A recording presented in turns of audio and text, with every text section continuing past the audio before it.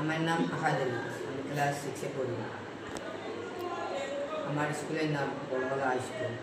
আমরা আজকে একটা প্রজেক্ট নিয়ে এসেছি, যে প্রজেক্টের মধ্যে বৃষ্টির জল সংরক্ষণ করে আমরা আমাদের ব্যবহৃত কাজে ব্যবহার করতে পারি। আমরা জানি যে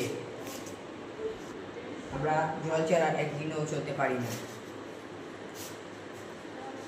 কিছু পদ্ধতিতে আমরা জল সংরক্ষণ করতে পারি, কিন্তু প্রত্যন্ত এলাকায় বিশুদ্ধ জল পাওয়া খুবই কষ্টকর। তাই আমরা বৃষ্টির জল সংরক্ষণ করে প্রয়োজনীয়তা অনুভব করি। এতে করে কিছু সুবিধা পাওয়া যায়, যেমন জল সংরক্ষণের খরচ হ্রাস, বন্যা প্রতিরোধে সাহায্য,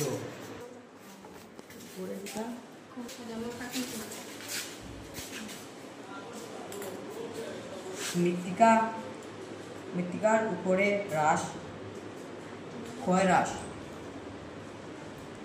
শুকনো ঋতুতে বা অসময়ে জলের যোগাযোগ, উদ্ভিদ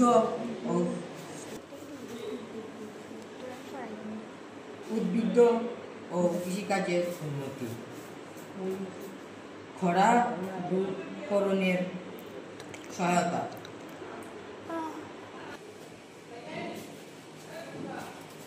আসল কথা হলো, আমরা খাবার ছাড়া 1 সপ্তাহ বাঁচতে পারি, কিন্তু জল ছাড়া আমরা একদিনও বাঁচতে পারবো না।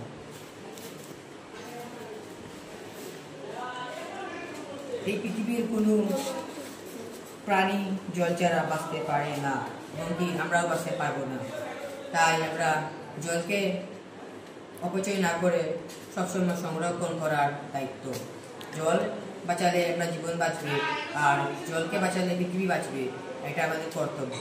তাই আমরা সবসময় আমাদের বাড়ি করে আমাদের মা বোনেরকে বলবো যে জল অপচয় করা বন্ধ করুন, বাড়ি থেকে সংরক্ষণ করুন। আমরা এটা খেয়াল করবো যে আমাদের বাড়ি ঘরে যে আমাদের ট্যাঙ্কির জলের ট্যাপ যাতে খোলা থাকে না, এবং কি আমাদের বাড়িতে পানির লাইনের কোনো পাইপ ফাটা থাকলে আমরা এটাকে মেরামতি করার চেষ্টা করব।